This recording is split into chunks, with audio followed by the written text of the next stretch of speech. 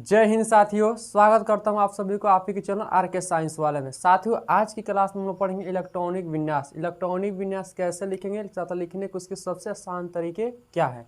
तो इलेक्ट्रॉनिक विन्यास हम लोग लिखने के लिए 4 तरीका पढ़ेंगे। पहले तरीका क्या है, तो कोष वाइज हम लोग इलेक्ट्रॉनिक विन्यास लिखेंगे, कोष वाइज। दूसरा तरीका क्या है, सबसेल वाइज हम लोग इलेक्ट्रॉनिक विन्यास लिखेंगे, जिसको उप कोष बोलते हैं। उपकोष वाइज मतलब उपकोष के अनुसार इलेक्ट्रॉनिक विन्यास हम लोग लिखेंगे। उपकोष के अनुसार का अर्थ है कि हम लोग उपकोष में इलेक्ट्रॉन भरेंगे। तीसरा जो सीखेंगे वो है इनर्ट गैस। इनर्ट गैस की मदद से हम लोग इलेक्ट्रॉनिक विन्यास लिखना सीखेंगे। इनर्ट गैस किसे कहते हैं, तो आप पीरियोडिक टेबल जानते होंगे, ग्रुप 18 के तत्वों को इनर्ट गैस, अक्रिय गैस कहा जाता है। तो इस ग्रुप 18 के तत्वों के मदद से भी इलेक्ट्रॉनिक विन्यास लिखा जाता है, इससे भी हम लोग सीखेंगे। चौथा है ऑर्बिटल वाइज। ऑर्बिटल के अनुसार इलेक्ट्रॉनिक विन्यास कैसे लिखते हैं, ऑर्बिटल में इलेक्ट्रॉन किस प्रकार वितरण होता है, किस प्रकार इलेक्ट्रॉन भरते हैं, वो तरीका भी हम लोग देखेंगे। तो ये 4 तरीके से इलेक्ट्रॉनिक विन्यास हम लोग लिखना सीखेंगे। ये वीडियो आपके 2 पार्ट में होंगी। आज इस पार्ट ए है, और इसके कुछ दिन बाद पार्ट बी आएगा आपके चैनल पर। तो चलिए शुरू करते हैं। देखिए, इलेक्ट्रॉनिक विन्यास का अर्थ है कि हम लोग इलेक्ट्रॉनिक का अर्थ है कि इलेक्ट्रॉन, और विन्यास का अर्थ है कि वितरण करना। परमाणु में जो उसके कोष होते हैं, जो उपकोष होते हैं, उसमें इलेक्ट्रॉन का वितरण किस प्रकार होता है, किस प्रकार किया जाता है, वही हम लोगों को सीखना इलेक्ट्रॉनिक विन्यास, कि किस प्रकार हम उस भरेंगे इलेक्ट्रॉन को, किस प्रकार वितरण करेंगे। तो ये समझने के लिए हमें कुछ बेसिक बातें पता होना चाहिए। बेसिक बात क्या है, तो जैसे परमाणु के बारे में कुछ हमें पता होना चाहिए। परमाणु क्या होता है, देखिए परमाणु क्या होता है, तो परमाणु के अंदर एक घनावेशित भाग होता है। परमाणु कहते किसे, तो आपको पता होगा, पदार्थ के सबसे सूक्ष्म कण को परमाणु कहा जाता है। देखिए, परमाणु के अंदर एक बहुत ही छोटे से भाग में घनावेशित भाग होता है जी। परमाणु के केंद्र में घनावेशित भाग होता है, जिसे क्या कहते हैं, जिसे नाभिक कहा जाता है, न्यूक्लियस को हिंदी में क्या बोलते हैं, नाभिक। ये आपको पता होगा कि परमाणु के अंदर जो घनावेशित भाग होता है नाभिक, उस नाभिक में 2 तरह के आपके कण पाए जाते हैं। पहला प्रोटॉन और दूसरा न्यूट्रॉन। प्रोटॉन और न्यूट्रॉन कहाँ पाया जाता है, परमाणु के अंदर जो नाभिक होता है, नाभिक में प्रोटॉन और न्यूट्रॉन पाए जाते हैं। अब आप पूछेंगे सर इलेक्ट्रॉन कहाँ पाया जाता है, तो इलेक्ट्रॉन नाभिक के चारों तरफ निश्चित ऊर्जा वाले वृत्ताकार कक्षाएं होती है, जिसमें इलेक्ट्रॉन क्या करता है जी, चक्रण करता रहता है। तो नाभिक के चारों तरफ जो वृत्ताकार कक्षा है, इसमें इलेक्ट्रॉन पाया जाता है। जैसे ये प्रथम कक्षा है N1, ये दूसरा है N2, ये तीसरा है N3, ये चौथा है N4 डैश डैश, आपके ये हो सकते हैं 5, 6, 7, 8 हो सकते हैं। चलिए, इसके बाद हम लोग देखते हैं, जो प्रथम कोष होता है उसे हम लोग K कहते हैं, जो दूसरा कोष होता है उसे L कहते हैं, जो तीसरा कोष होता है उसे M कहते हैं, जो चौथा कोष होता है उसे N कहते हैं। इसके बाद जो 5वां होता है उसे O, P, इस तरह से आपका आगे तक बढ़ते जाएगा। लेकिन ज़्यादा आगे जाने की आवश्यकता नहीं है, वो P तक 118 इलेक्ट्रॉन भर जाते हैं। देखिए, नाभिक के 4 जो वृत्ताकार कक्षाएं होती है, उसके प्रथम कक्षा को K, दूसरे कक्षा को L, तीसरा M, चौथा N, 5वां O, इस तरह से होता है जी। इसको हम लोग क्या बोलते हैं, K11 को क्या बोलेंगे, कोष। ये नाभिक के चारों तरफ जो वृत्ताकार कक्षा है, इसको हम लोग कोष कहते हैं, या ऑर्बिट कहिए, या कक्षा कहिए, या ऊर्जा स्तर कहिए, सबका मतलब एक ही है। देखिए, यदि आपको सारी चीज़ें पता है तो आप वीडियो के स्किप थोड़ा सा कर सकते हैं, 2-3 मिनट कर सकते हैं, लेकिन ये बेसिक बात पता रहेंगे तो आप आसानी से कभी नहीं फंसेंगे। चारों तरीके से आसानी से इलेक्ट्रॉनिक विन्यास आप लिख पाएंगे। चलिए, अब सवाल उठता है कि K में यल में यम में कितने इलेक्ट्रॉन रहेंगे। जैसे नाभि के प्रथम कोश है, पहला कोश है नाभि के पास, पहला कोश है पहली कक्षा, इसमें कितने इलेक्ट्रॉन भर जाएंगे। के कोश में अधिकतम इलेक्ट्रॉनों की संख्या कितनी होती है, 2। यल में आप ज़्यादा से ज़्यादा कितना इलेक्ट्रॉन रख सकते हैं, 8। यम में ज़्यादा से ज़्यादा कितना, 18। यन में ज़्यादा से ज़्यादा कितना इलेक्ट्रॉन हो सकता है, 32 इलेक्ट्रॉन। अच्छा सर, इसका कोई ट्रिक नहीं है इलेक्ट्रॉन निकालने के लिए। तो इसका एक फार्मूला होता है इलेक्ट्रॉन निकालने का। कैसे निकालेंगे, तो देखिए कोश में इलेक्ट्रॉन की संख्या बराबर, इसका फार्मूला होता है निकालने के लिए, इलेक्ट्रॉन आपको निकालना तो आप ही इस फार्मूले से निकाल सकते हैं। कोश में इलेक्ट्रॉन की संख्या बराबर फार्मूला होता है 2n²। यदि आपको कोश में इलेक्ट्रॉन की संख्या बताना हो कि कोश में अधिकतम कितने इलेक्ट्रॉन हो सकते हैं, तो उसका फार्मूला होता है 2n²। जैसे कि एग्जाम्पल के रूप में लेते हैं हम लोग, जैसे कहें कि यल कोश में इलेक्ट्रॉन की संख्या बताइए। यल कोश में अधिकतम कितने इलेक्ट्रॉन होंगे, तो यल कोश में अधिकतम कितने इलेक्ट्रॉन होंगे, तो उसका फार्मूला है 2n²। यन का मान आप कहाँ से रखेंगे, तो आप ये देखिए यल कोश के लिए एन का मान कितना है, कौन सा कोश यल कोश है।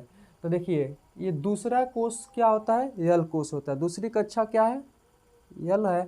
तो इसके लिए यन के मान कितना हो जाएगा, 2। अब यहाँ पर करेंगे 2 का स्क्वायर, तो 2 × 4 × बराबर 8। ये 8 इलेक्ट्रॉन कितने होंगे, यल कोश में अधिकतम इलेक्ट्रॉनों की संख्या कितनी होगी, 8। यानी नाभि के जो पहला कोश है उसमें अधिकतम ज़्यादा से ज़्यादा 2 ही इलेक्ट्रॉन रहेगा। इसमें कितना, ज़्यादा से ज़्यादा 8 इलेक्ट्रॉन, इसमें ज़्यादा से ज़्यादा 18, इसमें ज़्यादा से ज़्यादा 32। इसका आगे वाला में आप इस फार्मूले के अनुसार निकाल सकते हैं। देखिए ये चीज़ें आपको पता रहेगी तभी आप केलमन वाई इलेक्ट्रॉनिक विन्यास लिख पाएंगे, जिसको कोश वाइज बोलेंगे। केलमन वाइज का अर्थ है कि केलमन के अनुसार आप लिखने का अर्थ है कि आप कोश वाइज इलेक्ट्रॉनिक विन्यास तभी लिख पाएंगे जब आपको के में कितने इलेक्ट्रॉन भरना है, यल में कितना भरना है, यम में कितना भरना है, यन में कितना भरना है, ये पता होगा तभी आप इलेक्ट्रॉनिक विन्यास लिख पाइएगा। देखिए आपको ऐसे समझना है जैसे परमाणु आपका एक गाँव है, ठीक। परमाणु क्या आपका गाँव है, और उस गांव के अंदर बहुत सारे क्या हैं, घर हैं। बहुत सारे क्या है, घर है और घर। लेकिन थोड़ा सा अंतर यहाँ पे यह है कि परमाणु के अंदर जो ये घर है, सब घर में निश्चित है।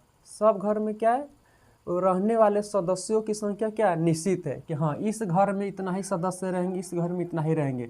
जैसे ये परमाणु के अंदर जो पहला घर, जिसको पहला कोश हम के कोश बोलते हैं, इसमें ज़्यादा से ज़्यादा कितने सदस्य रहेंगे, सदस्य का अर्थ है कितने इलेक्ट्रॉन रहेंगे, ज़्यादा से ज़्यादा 2। इसमें ज़्यादा से ज़्यादा 8, इसमें ज़्यादा से ज़्यादा 18, इसमें ज़्यादा से ज़्यादा 32। देखिए के में 2 से ज़्यादा इलेक्ट्रॉन कभी नहीं रह सकता है। ऐसा नहीं कि आप इसमें 3 इलेक्ट्रॉन भर दीजिए तब गलत हो जाएगा जी। के में ज़्यादा से ज़्यादा 2 ही इलेक्ट्रॉन, हाँ 2 से कम हो सकता है लेकिन 2 से ज़्यादा नहीं हो सकता है। जैसे हम कहें कि यन में कितना अधिकतम इलेक्ट्रॉन हो गए, तो यन कोश में अधिकतम इलेक्ट्रॉन की संख्या 32 इलेक्ट्रॉन आप इसमें रख सकते हैं, लेकिन 32 से ज़्यादा नहीं रख सकते हैं, 32 से कम आप रख सकते हैं। जैसे 31, 32, 32 हो गया, 28 हो गया, 27 हो गया, ऐसे आप रख सकते हैं। लेकिन इससे ज़्यादा इलेक्ट्रॉन आप 32 से ज़्यादा इलेक्ट्रॉन आप नहीं रख सकते हैं, ठीक है। तो यह है गांव, और यह है गांव के अंदर के क्या जी, घरे हैं। और घरे के अंदर सदस्यों की संख्या में पता चल गया कि के में 2, एल में 8 और एम में 18 और यन में 32। अब इस घर के अंदर देखिए, अब इस घर के अंदर भी तो कमरे होते हैं। आपके गांव में घर है तो उस घर के अंदर कुछ न कुछ कमरे हैं। तो इस कोश के अंदर होता है उपकोश। जो कोश है, कोश के अंदर पाए जाते हैं क्या साथियों, उपकोश। उपकोश को हम लोग सूचित करते हैं SPDF से, SPDF। ये पहला उपकोश है, ये दूसरा है, तीसरा, ये चौथा। एस उपकोश, पी उपकोश, डी उपकोश, एफ उपकोश, ये आपके 4 तरह के उपकोश है SPDF। देखिए ये इसमें आपको ये पता रहेगा तभी आप उपकोश के अनुसार वाइज के अनुसार आप इलेक्ट्रॉन के विन्यास लिख पाएंगे, जब आपको ये SPDF उपकोश के बारे में पता रहेगा तब। अब ध्यान दीजिए, जैसे पहला कोश है के। पहला कोश क्या है साथियों, के कोश में कितने उपकोश होंगे, के कोश में उपकोश की संख्या बराबर जैसे कि आपके गांव में क्या है, एक घर है, तो उस घर में कितने कमरे होंगे यही बताना है। हाँ, लेकिन यहाँ पर अलग है, परमाणु में एक चीज़ अलग है कि यहाँ पर निश्चित ऊर्जा वाले कक्षाएं हैं, निश्चित ऊर्जा वाले क्या आपके उपकोष भी मिलेंगे। तो के कोष में मतलब कितने कमरे होंगे, इस घर में कितने कमरे होंगे, तो के कोष में उपकोषों की संख्या कितनी। देखिए उपकोष को हम लोग कमरा से तुलना कर रहे हैं, ठीक, और कोष को हम किससे तुलना कर रहे हैं, घर से। तो इस कोष के अंदर कितने कमरे होंगे, कितने उपकोष होंगे, तो इस के कोष के अंदर उपकोषों की संख्या कितनी होगी, एक। यस, क्या होगा, यस। अब के कौन सा कोष है जी, पहला है। यस, के कौन सा कोष है, पहला है, यानी कि मान यहाँ पे एक है, पहला कोष है, तो यहाँ पर हम चाहे तो आप 1s लगा सकते हैं। ये 1s का अर्थ क्या है कि पहले कोष का क्या है, ए शुभ कोष है। चलिए दूसरा कहें कि यल कोष में उपकोष बताइए, उपकोष की संख्या कितनी होगी। देखिए यल उपकोष में उपकोष की संख्या कितनी होगी, तो यल यानी दूसरे घर में कितने इसके कमरे होंगे, इस घर में कितने कमरे होंगे, इसमें दो, पहला एक यस और दूसरा पी उपकोष। चूँकि ये दूसरे घर के हैं इसलिए इसमें दो तरह के उपकोष पाए जाएंगे, 2s और 2p। इनके आगे 2 लगा देना, ये 2s हो गया और ये 2p हो गया। इसी तरह यम कोष में उपकोष की संख्या कितनी होगी, एम कोष में उपकोष आपके होंगे कितने, 3 होंगे। कौन कौन, s, p और d। कौन कौन होंगे, s, p और d। चूँकि तीसरे कोष के, तो इनका आगे 3s, 3p, 3d, इस तरह से इनका उपकोष का नाम हो जाएगा। देखिए ये मिला s, p, d, और ये किस कोष का उपकोष है, तीसरे का, तो इनका आगे आप यदि 3 लगा देंगे तो 3s, 3p, 3d इसका नाम हो गया। हम कहें कि तीसरे कोष के उपकोष का नाम बताइए, तो 3s, 3p, 3d। हम कहें दूसरे कोष में उपकोषों की संख्या बताइए, कौन कौन उपकोष पाए जाएंगे, तो बोलेंगे 2s और 2p। हम कहें कि पहले कोष में उपकोष की संख्या बताइए, बोलेंगे 1, और उस कौन सा उपकोष होगा, तो 1s होगा। समझ में आ रहा है।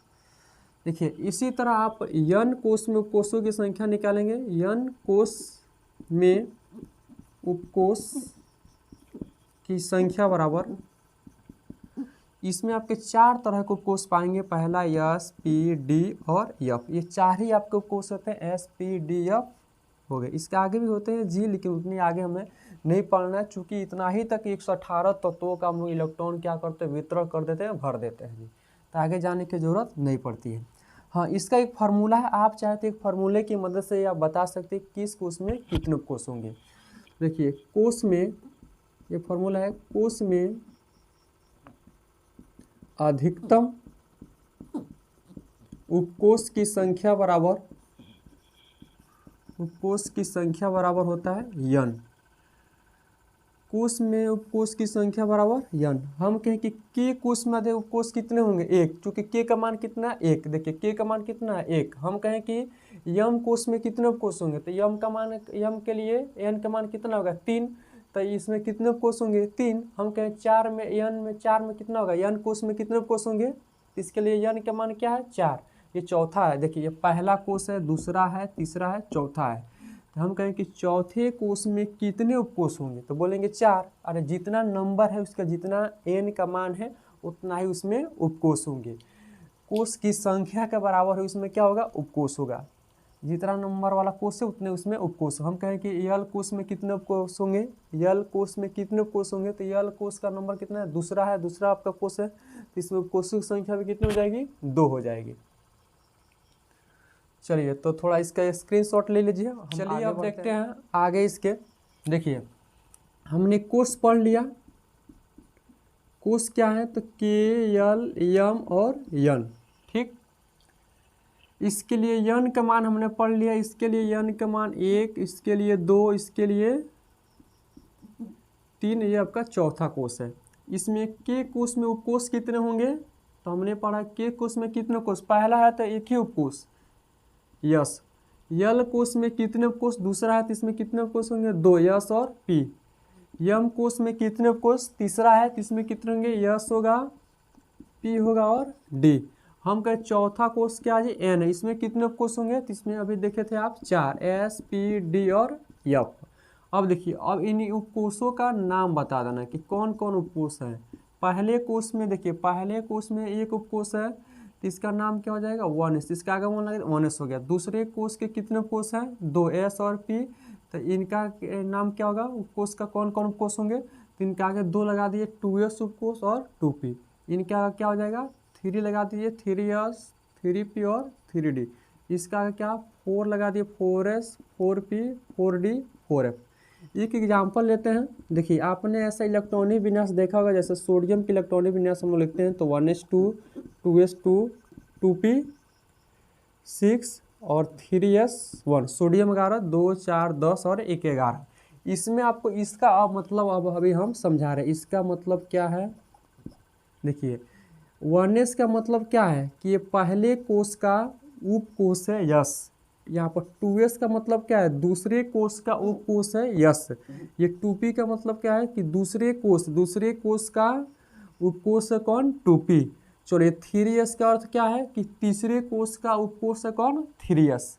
देखिए, ये चीज़ें जब अब तक नहीं समझेंगे तब तक आप क्लियरली कंसेप्ट के साथ आप इलेक्ट्रॉनिक विन्यास नहीं लिख पाएंगे। ये चीज़ें हर एक चीज़ें एक एक चीज़ें हमें समझ में आनी चाहिए, ठीक है। अब देखिए, अब इसमें देख रहे हैं एस, किसी में 2 इलेक्ट्रॉन, किसी में 6 इलेक्ट्रॉन, किसी में 1 इलेक्ट्रॉन। अब उपकोषों में इलेक्ट्रॉन कितने होते हैं ये बताना है। देखिए, तो एस उपकोष में आप ज़्यादा से ज़्यादा कितने इलेक्ट्रॉन रख सकते हैं 2। पी उपकोष में आप ज़्यादा से ज़्यादा कितने इलेक्ट्रॉन रख सकते हैं 6 इलेक्ट्रॉन। डी में ज़्यादा से ज़्यादा आप कितने इलेक्ट्रॉन रख सकते हैं 10। एफ में ज़्यादा से ज़्यादा कितने इलेक्ट्रॉन रख सकते हैं 14 इलेक्ट्रॉन। इसका एक फार्मूला होता है कि किस उपकोष में कितने इलेक्ट्रॉन होंगे। देखो, फार्मूला हम लिख दे रहे हैं, नहीं तो आप ऐसे डायरेक्टली याद रखेंगे कि एस उपकोष में 2 इलेक्ट्रॉन, पी में कितने 6, डी में 10 और एफ में 14 इलेक्ट्रॉन। देखिए, यहाँ पर हम फार्मूला लिख दे रहे हैं कि उपकोष में अधिकतम इलेक्ट्रॉन की संख्या बराबर। देखिए, हमें उपकोष कौन है sp-df क्या है उपकोष है, तो sp-df उपकोष है तो उपकोष में अधिकतम इलेक्ट्रॉन की संख्या कितनी होगी, अधिकतम इलेक्ट्रॉन की संख्या बराबर सूत्र होता है 4l + 2, जहाँ l क्या है तो एज़ोम्यूथल क्वांटम नंबर। ये अभी आपको शायद नहीं पता होगा एज़ोम्यूथल क्वांटम नंबर क्या होता है। ये 11 क्लास की केमिस्ट्री में दूसरा चैप्टर एटॉमिक स्ट्रक्चर में पढ़ना है, उसकी जब हम लेक्चर लेकर आएंगे तो इसमें आप पढ़ सकते हैं कि एज़ोम्यूथल क्वांटम नंबर क्या होता है। नहीं तो बस इस फार्मूले को यदि आपको समझना है तो इतना याद करके मान कर चलिएगा कि यस उपकोष के लिए जो यल का मान होता है वो होता है 0, पी उपकोष के लिए यल का मान होता है 1, डी उपकोष के लिए यल का मान होता है 2 और एफ उपकोष के लिए यल का मान होता है 3। अब इस फार्मूले में ये मान आप रख देंगे तो आपको उस उपकोष में अधिकतम इलेक्ट्रॉन की संख्या पता चल जाएगा। जैसे कि एग्जाम्पल के रूप में हम यहाँ पर लेते हैं, जैसे हमसे कोई कहे कि डी उपकोष में इलेक्ट्रॉन की संख्या बताए, ऐसे तो हम याद कर लीजिएगा तो और अच्छा ही रहेगा कि डी में कितने इलेक्ट्रॉन होते हैं, डायरेक्टली आप याद कर सकते हैं 10 इलेक्ट्रॉन। लेकिन कहीं निकाल कर बताइए, फार्मूले की मदद से बताइए तो आप आसानी से इस फार्मूले के अनुसार बता सकते हैं। देखिए, डी उपकोष में अधिकतम कितने इलेक्ट्रॉन होंगे तो इसका सूत्र है डी उपकोष में इलेक्ट्रॉन कितने होंगे, इसका फॉर्मूला 4l + 2।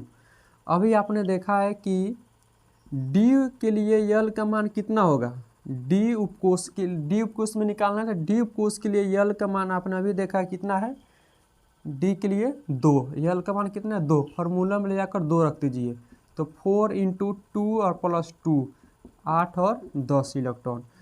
इसी तरह आप सभी उपकोषों का क्या निकाल सकते हैं, उपकोषों में उपस्थित अधिकतम इलेक्ट्रॉन की संख्या आप निकाल सकते हैं इस फार्मूले की मदद से, 4l + 2 के फार्मूले की मदद से। लेकिन हर हाल में यदि आपको इलेक्ट्रॉनिक विन्यास लिखना है तो हर हाल में आपको ये याद होना चाहिए कि यस में कितने इलेक्ट्रॉन होंगे 2, पी में कितने 6, डी में कितने 10, एफ में कितने 14। आप इसका जो इलेक्ट्रॉनिक विन्यास लिखा जाता है इसका अर्थ अब शायद आपको समझ आ रहा होगा कि यहाँ पर जो 1s वो क्या बता रहा है, पहले कोष का उपकोष है कौन, यस। ये 2s क्या बता रहा है, दूसरे कोष का उपकोष है कौन, यस। ये 2p क्या बता रहा है कि दूसरे कोष का उपकोष है p। ये 3s क्या बता रहा है कि तीसरे कोष का उपकोष है, यस। इसका अर्थ समझिएगा। अब इसमें इलेक्ट्रॉन भरना है जी। तो फिर देखिए ये क्रम एक चल रहा है 1s 2s 2p 3s के बाद से ऐसे आपका 3s के बाद से 3p 4s इस तरह से आगे आएगा जी। तो ये हमें अब क्रम समझना है कि किस क्रम अनुसार इलेक्ट्रॉन किस किस उपकोष में भरेंगे। तो उपकोष है, ये तो कोष वाइज आपने देख लिया, केलमन अभी देखे थे, केलमन एक कोष था, उपकोष आपने समझ लिया। अब हमें ये समझना है कि किस उपकोष में पहले इलेक्ट्रॉन भरना है, किस उपकोष में बाद में इलेक्ट्रॉन भरना है, इलेक्ट्रॉन भरने का क्रम क्या होता है। यदि आप वो क्रम समझ जाएंगे, आप कोष और उपकोष दोनों तरीके से आप आसानी से एक साथ इलेक्ट्रॉनिक विन्यास लिख सकते हैं। ये जो अक्रिय गैस है और ऑर्बिटल जो इलेक्ट्रॉनिक विन्यास हम लोग जो लिखना सीखेंगे, ये पार्ट बी, इलेक्ट्रॉनिक विन्यास के जो पार्ट बी लेक्चर होगा उसमें इसको हम डिटेल में हम लोग पढ़ेंगे। ये वीडियो थोड़ा लंबा हो जाएगा इसलिए इसमें हम लोग नहीं पढ़ेंगे। तो हम एक बार ये आपको एक क्रम बता देते हैं कि किस क्रम अनुसार किस में इलेक्ट्रॉन प्रवेश करेगा, वो क्रम क्या है। तो इतना नोट करिए, आप चाहे तो स्क्रीनशॉट ले सकते हैं। आशा करता हूँ आप लोग नोट कर लिए होंगे। इसके आगे हम लोग समझते हैं अपबाऊ सिद्धांत। देखिए उपकोषों में जो इलेक्ट्रॉन भरने का क्रम है, पहले किस उपकोष में इलेक्ट्रॉन भरेंगे, इसका जो भरने के क्रम है ये बताएगा अपबाऊ सिद्धांत। तो चलिए समझते हैं क्या है अपबाऊ सिद्धांत। देखिए अपबाऊ, पहले तो अपबाऊ जो शब्द है इसको कितने लोग मानते हैं कि वैज्ञानिक का नाम, अपबाऊ एक वैज्ञानिक। अपबाऊ कोई वैज्ञानिक नहीं है, अपबाऊ एक टॉपिक है, एक हेडिंग है, एक सिद्धांत का ये नाम है अपबाऊ सिद्धांत। देखिए अपबाऊ जो चीज़ है, जो अपबाऊ सिद्धांत है, इसको नील्स बोर ने दिया था जी। जो अपबाऊ जो शब्द है, अपबाऊ शब्द ये जर्मन भाषा के शब्द से लिया गया। इस भाषा में इस शब्द का अर्थ होता है निर्माण करना। निर्माण करना, किसका निर्माण करना, तो कक्षक का निर्माण करना। कक्षक का निर्माण करना, कक्षक का निर्माण करने का अर्थ है, देखिए फिर से ध्यान देंगे, अपबाऊ जो शब्द है ये जर्मन भाषा का शब्द है और इस भाषा में इस शब्द का अर्थ निकलता है कि निर्माण करना, अर्थात कक्षकों का निर्माण करना। कक्षकों का निर्माण करने का अर्थ है कि कक्षकों का इलेक्ट्रॉन द्वारा भरा जाना। देखिए कक्षकों का निर्माण पूर्ण कक्ष को बोलिए, यानी जो केलमन कोष है या उपकोष है वो उनका निर्माण करना। तो उनका कोषों का निर्माण पूर्ण रूप से तभी संभव है जब उसमें हम इलेक्ट्रॉन भर देंगे। इलेक्ट्रॉन भर देंगे तो उपकोष अस्थायी हो जाएगा और उसका वितरण पूर्ण हो जाएगा। तो क्या हो गया, उसका निर्माण हो गया। निर्माण करने का अर्थ उसमें इलेक्ट्रॉन का भरना। देखिए ये नियम क्या कहता है, तो इस नियम के अनुसार परमाणु की तटस्थ अवस्था यानी जो ग्राउंड स्टेट होती है, उसकी ग्राउंड स्टेट कोई उत्तेजित अवस्था नहीं लेनी चाहिए, नहीं है ग्राउंड स्टेट। परमाणु की तटस्थ अवस्था में कक्षकों की उनकी ऊर्जा के बढ़ते क्रम में इलेक्ट्रॉन भरा जाता है जी। परमाणु की तटस्थ अवस्था में जो कक्षकों की उनकी बढ़ती हुई ऊर्जा क्रम है, उसी क्रम में हमें इलेक्ट्रॉन को भरना है। अब ये क्रम क्या है तो ये देख लेते हैं। देखिए इलेक्ट्रॉन भरने का क्रम, इलेक्ट्रॉन भरने का क्रम क्या है, तो देखिए एक इसका एक ट्रिक है जी, आप लोग भूल गए हैं तो ये क्रम आसानी से आप इस ट्रिक की मदद से निकाल सकते हैं। ध्यान से देखिए, जैसे 1s 2s 3s 4s 5s 6s 7s, फिर आपको एक ऊपर और एक नीचे छोड़ना है। 2p 3p और p वाला ऑर्बिटल लेना है, सॉरी p वाला सबसे लेना है। 5p 6p 7p ऊपर छोड़ना है और एक नीचे छोड़ना है। यहाँ पर 3d 4d 5D 6D, एक नीचे और एक ऊपर छोड़ देंगे, 4F 5F। देखिए सबसे पहले इलेक्ट्रॉन वननेस में प्रवेश करेगा। देखिए तीर का निशान आपको ध्यान देना, हर बार तीर आपको आगे चलाना है फिर बैक आ जाना है। उसके बाद इलेक्ट्रॉन आपको 2s में प्रवेश करेगा, फिर 2p 3s में, फिर 3p 4s में, फिर 3d 4p 5s में, फिर 4d 5p 6s में, फिर 4f 5d 6s 7s में प्रवेश करेगा। चलिए इसके बाद क्रम बोल दीजिए, इलेक्ट्रॉन भरने का क्रम होगा। सबसे पहले इलेक्ट्रॉन किस में भरेंगे, 1s में, उसके बाद किस में भरेंगे, 2s में, उसके बाद 2p में, उसके बाद 3s। देखिए 3s आपको फिर बैक आना है, 3p में, फिर 3p के बाद 4s में। चलिए 4s के बाद बताइए, 4s के बाद 3d, 3d के बाद 4p, 4p के बाद किस में भरेंगे इलेक्ट्रॉन, 5s में, 5s के बाद 4d, 4d के बाद किस में भरना है, 5p में, 5p के बाद 6s में, 6s के बाद किस में इलेक्ट्रॉन भरेंगे, 4f में, 4f के बाद 5d, 5d के बाद किस में इलेक्ट्रॉन भरना है, 6p में, 6p के बाद 7s, और 7s के बाद किस में इलेक्ट्रॉन भरेंगे, 5f, 5f के बाद 6d, और 6d के बाद 7p। देखिए 7p तक हमारे 118 इलेक्ट्रॉन पूर्ण रूप से भर जाते हैं। इसके आगे भी आप चाहे तो 7p के बाद 8s आएगा, 8s आगे तक बढ़ सकते हैं। आगे तक बढ़ने की कोई आवश्यकता नहीं, आगे यदि तत्व एलिमेंट खोजा जाएगा तो आगे बढ़ेंगे, अभी तो नहीं, ये 118 ही खोजा गया है। तो हमारा 7p तक 118 तत्वों का इलेक्ट्रॉन पूर्ण रूप से भर जाता है, तो इसके आगे जाने की आवश्यकता नहीं है। हालांकि आपको इसी क्रम में इलेक्ट्रॉनिक विन्यास लिखने, इसी क्रम अनुसार इलेक्ट्रॉन को आपको भरना है। सबसे पहले 1s में भरना है, फिर 2s में, फिर 2p में, फिर 3s, फिर 3p, फिर 4s, फिर 3d 4p 5s 4d 5p 6s 4f 5d 6p 7f 5f 6d 7p। इस अनुसार आपको क्रमानुसार इलेक्ट्रॉन भरते जाना है। चलिए एक दो एग्जाम्पल लेते हैं तत्वों का और लिखना प्रारंभ करते हैं। जैसे कैल्शियम 20 का हमें इलेक्ट्रॉनिक विन्यास लिखना है, कैसे लिखेंगे, तो यही क्रम ले लेना है। देखिए यही क्रम ले लेना है, 1s आपको ये देने, ये नहीं देना है। इस बार क्रम लेंगे इलेक्ट्रॉन में लिखते समय तो ये वाला साइन आपको नहीं देना है बढ़ते क्रम का। 2s के बाद 2p है, 2p के बाद 3s है, 3s के बाद 3p है, 3p के बाद 4s है, 4s के बाद 3d है। देखिए चलिए इलेक्ट्रॉन भरिए, यस में कितना भरेंगे, 1, इसमें कितना 2, इसमें कितना 5, इसमें कितना 2, ये सही है नहीं। ये आपका इलेक्ट्रॉन भरने का जो क्रम है, जो आप इलेक्ट्रॉन इस तरह से यदि भरेंगे तो हमेशा आपका गलत हो जाए। क्यों, देखिए पहले आगे है जी, सबसे पहले कौन है, 1s है। इसका पूर्ण रूप से पेट भरिए, पेट भरेंगे तभी आगे बढ़ेगा, नहीं तो नहीं, नहीं तो गुस्सा हो जाएगा, मार मारी कर लेगा आपस में। तो सबसे पहले क्या करना है, यस में 1s है। देखिए किसी का भी उपकोष उससे कोई मतलब नहीं है, बस हमें SPDF से यहाँ पर मतलब है। तो यस में आपने अभी पहले सीखा था कि यस में ज़्यादा से ज़्यादा कितने इलेक्ट्रॉन भरना है, 2। चलिए इसमें 2 इलेक्ट्रॉन भर दिए, हमें 20, देखिए कैल्शियम के पास इलेक्ट्रॉन कितने हैं, 20, अब 20 इलेक्ट्रॉन इसमें हमें भर देना है। तो यस में इसमें कितना भरेंगे इलेक्ट्रॉन, इसमें भर देते हैं 2, फिर इसमें 2 4 हो गया, फिर इसमें कितना भरेंगे 6, 10 हो गया, फिर इसमें कितना भरेंगे 2, 10 तो 12 हो गया, फिर इसमें कितना भरेंगे 6, 18 हो गया, और कितना हमारे पास इलेक्ट्रॉन बचा है, 2 बचा है, 18 और 2 इसमें भर देंगे 20।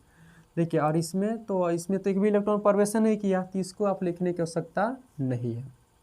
इसी तरह कहे कि आप नियॉन का लिखिए, तो नियॉन 10 नंबर पर आता है, इसका लिखेंगे तो कैसे इलेक्ट्रॉन विन्यास लिखेंगे, तीसरा आप क्रम ले लेंगे, 1s 2s 2p 3s 3p 4s। इसमें कितने इलेक्ट्रॉन भरना है, दो, हमारे पास टोटल कितने इलेक्ट्रॉन है, 10 इलेक्ट्रॉन इसमें भर देना है, 2 4 6, कितने हो गए, 2 4 6 10 हो गए। अब ये आगे आपको लिखने की आवश्यकता नहीं है। इसी तरह कहें कि कॉपर 29 का इलेक्ट्रॉनिक विन्यास लिखिए, तो आप क्रम क्या लेंगे, यही क्रम लेना है, 1s 2s 2p 3s 3p 4s 4s के बाद 3d 3d के बाद 4p। चलिए यहाँ तक भर जाएगा। हमारे पास टोटल इलेक्ट्रॉन कितने हैं 29 इलेक्ट्रॉनों को इसमें क्या करना है भर देना है। तो सबसे पहले 1s में भरेंगे कितना यस वाला है तो इसमें 2, यह भी यस का है तो कितना 2, ये p है इसमें कितना 6, ये यस है कितना 2, ये p है कितना 6, ये यस है कितना 2, ये d है कितना d में ज़्यादा से ज़्यादा 10 भरेंगे। लेकिन देखिए आपने कितने इलेक्ट्रॉन अभी इधर भर दिया है, गिनिए तो 2 4 6 10, 2 12, 6 18, 2 20, 20 10 30 इलेक्ट्रॉन आपने भर देंगे। आपके पास है कितना 29 इलेक्ट्रॉन है, तो आप यहाँ पर कितना कर देंगे 9। ये 4p लिखने की आवश्यकता नहीं है क्योंकि यहीं तक हमारा 29 इलेक्ट्रॉन क्या हो चुका है भर चुका है। देखिए लेकिन ये कि आपका इलेक्ट्रॉनिक विन्यास क्या है गलत है, ये आपका है अपवाद में। कॉपर क्या है अपवाद में, क्योंकि यहाँ से जो यश की जो ऊर्जा स्तर यहाँ पर देखिए इन दोनों की ऊर्जा स्तर में डिफरेंस होने के कारण एक इलेक्ट्रॉन क्या होता है यश से निकलकर 3d में जम कर जाता है प्रवेश करते हैं अपवाद में है। तो इसका राइट जो आपका इलेक्ट्रॉनिक विन्यास होगा ये होगा 1s2 2s2 2p6 3s2 3p6 4s1 और 3d हो जाएगा 10। ये इसका करेक्ट आपका इलेक्ट्रॉनिक विन्यास है। 1 से लेकर 30 तक तत्वों के यदि आप इलेक्ट्रॉनिक विन्यास लिखें इस तरीके से लिखेंगे एलिमेंट्स इलेक्ट्रॉनिक विन्यास लिखते हैं तो उसमें आपके 2 अपवाद होंगे, एक क्रोमियम अपवाद है और दूसरा कॉपर अपवाद है। दोनों का जब आप इलेक्ट्रॉनिक विन्यास लिखेंगे तो जो लास्ट के जो ये आपके ऑर्बिटल आएंगे सॉरी लास्ट के जो उपकोष आएंगे यस और ये डी वाला, तो आपको क्या करना है उस 4s में से एक इलेक्ट्रॉन किस में भेज देना है 3d में आप एक इलेक्ट्रॉन भेज देंगे। किसका क्रोमियम और कॉपर का लिखेंगे तब 1 से लेकर 30 तक तत्वों का इलेक्ट्रॉनिक विन्यास लिखेंगे तो उसमें आपको ये 2 अपवाद मिलेंगे क्रोमियम और कॉपर। आगे भी हम लोग पढ़ेंगे 50 के 60 के ऊपर भी कहीं कहीं अपवाद है, जैसे नाइबियम 41 से लेकर सिल्वर 47 बीच में आपके 4-5 तो अपवाद है। तो हम लोग पार्ट बी होगा लेक्चर पार्ट बी होगा इस इलेक्ट्रॉनिक विन्यास का, उसमें हम लोग कवर करेंगे। इसमें हम लोग 1 से लेकर 30 तक ही तत्वों का इलेक्ट्रॉनिक विन्यास हम लोग सीखते हैं। चलिए तो ये आप उपकोष वाइज लगभग सीख गए होंगे, थोड़ा और बता दीजिए हम पूछ रहे हैं। चलिए इसको नोट नहीं किए थे तो वीडियो थोड़ा बैक करके आप लोग इसको नोट कर लीजिएगा। चलिए इसका बताइए इलेक्ट्रॉनिक विन्यास। हम कहें कि निकेल 28 के इलेक्ट्रॉनिक विन्यास लिखिए, क्रम आपको यही ले लेना है, लाइन से क्रम ले लीजिए 1s 2s 2p 3s 3p 3p के बाद 4s। चलिए यहीं तक भर जाएगा इलेक्ट्रॉन। चलिए और आगे आप ले सकते हैं 3d 4p। देखिए इतना आगे जाने का आवश्यकता नहीं है, इधर ही इलेक्ट्रॉन भर जाएगा। देखिए इसमें 2 2 6 10 हो गया, इसमें कितना यस वाला है 2 12, इसमें p वाला 6 18 18, इसमें 2 20 और इसमें कितना 8 28। ये 4p लिखने की आवश्यकता नहीं है, यहीं तक हमारे 28 इलेक्ट्रॉन भर गए हैं। इसी तरह हम कहें कि मैग्नीशियम 12 के इलेक्ट्रॉनिक विन्यास लिखिए, तो आप लिखेंगे 1s2 2s। देखिए आप यदि सीख गए हैं तो तुरंत धड़ाधड़ एक ही बार भरते जाइए, नहीं तो आप क्रम लिखकर तब इलेक्ट्रॉन भरिए 1s 2s 2p 3s 3p 4s। इसमें भरेंगे 2 2 4 6 10 और 10 2 12। यहीं तक आपका 12 इलेक्ट्रॉन भर गया, तो ये आपका उपकोष लिखने की आवश्यकता नहीं है। अच्छा हम कहें इसी तरह फॉस्फोरस 15 के इलेक्ट्रॉनिक विन्यास लिखिए, तो आप क्या करेंगे इस तरह ले लेंगे क्रम 1s 2s 2p 3s 3p। चलिए इसमें कितना 2, इसमें कितना 2 4, इसमें कितना 10, इसमें कितना 2 12 और 12, इसमें कितना 3 15। हो गया इलेक्ट्रॉनिक विन्यास, कुछ नहीं है। चलिए तो नोट कर लीजिए। अब हम थोड़ा K11 इलेक्ट्रॉनिक विन्यास लिखना सीख लेते हैं, कोष वाइज इलेक्ट्रॉनिक विन्यास कैसे लिखेंगे। चलिए नोट कर लीजिए। चलिए कोष वाइज इलेक्ट्रॉनिक विन्यास देख लीजिए। जैसे हमें कहे कि जिंक 30 का इलेक्ट्रॉनिक विन्यास लिखिए किस तरह से, तो K11 वाइज इलेक्ट्रॉनिक विन्यास लिखिए। तो कैसे लिखेंगे देखिए, ऐसे तो डायरेक्टली आप लिख नहीं पाएंगे, तो इसके लिए हम क्या करेंगे, पहले इस उपकोष वाला इलेक्ट्रॉनिक विन्यास लिख लेंगे 1s 2s 2p 3s 3p 4s 3d। इस तरह से उपकोष वाला इलेक्ट्रॉनिक विन्यास हमें लिख लेना। जैसे इसमें 2 2 4 6 10 12 6 18 2 20 और ये 10 30 30 जिंक के 30 इलेक्ट्रॉन हमने भर दिया। अब देखिए, अभी इसके पहले हमने बताया था जो ये 1 आगे आ रही है बता रहा है कि पहला कोष है। पहला कोष कौन है, के। ये आगे 2 आ रही है बता रहे हैं कि दोनों किस कोष के हैं, दूसरे कोष के हैं, यल के। ये इनके आगे क्या आ रहा है, 3 आ रहा है। ये 3 बता रहा है कि ये किस कोष के उपकोष है, तीसरे कोष के उपकोष है। तीसरा कोष कौन होता है, के एल यम होता है।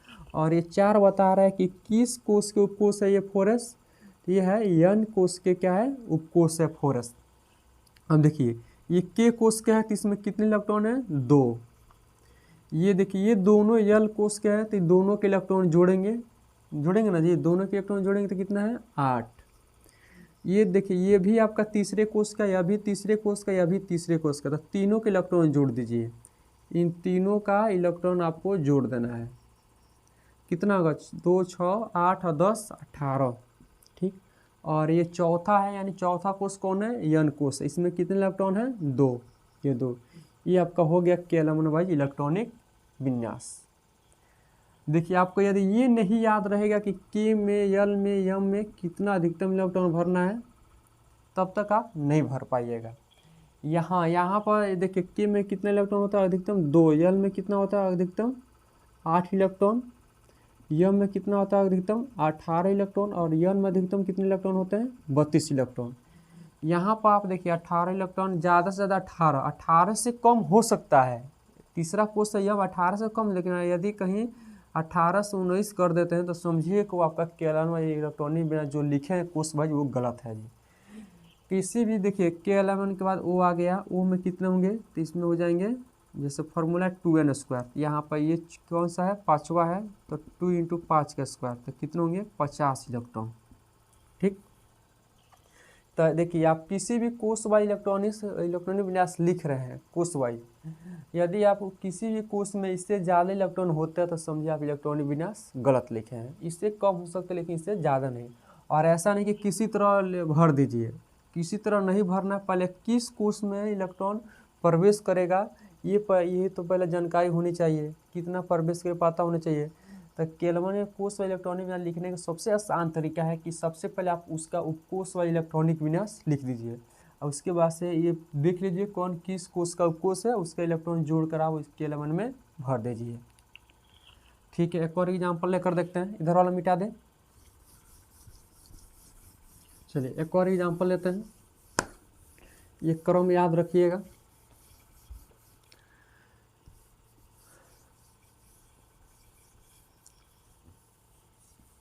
चलिए टाइटेनियम 22 का हमें के11 वाइज इलेक्ट्रॉनिक विन्यास लिखना है। तो के11 वाइज लिखना है तो सबसे पहले उपकोष वाइज लिख लेते हैं।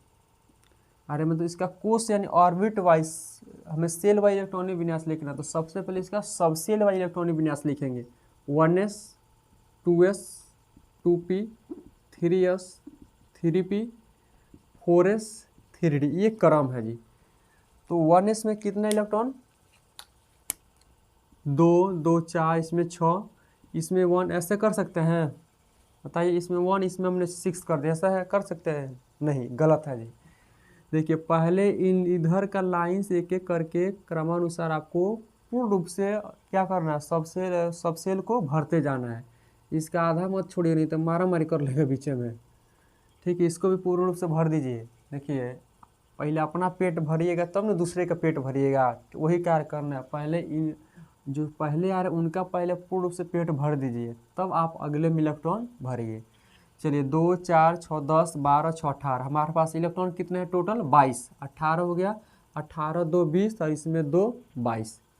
ये हो गया आपका उपकोष वाइज इलेक्ट्रॉनिक विन्यास। अब इसी को कोष वाइज लिखना है। तो ये देखिए किस कोष क्या है, ये 1s किस कोष का है, के का है। ये 2s 2p किस कोष का है, यल कोष का है। ये 3s 3p और ये 3d किस कोष का है, तो यम कोष का है। और ये 4s किस कोष का है, तो यन कोष का है।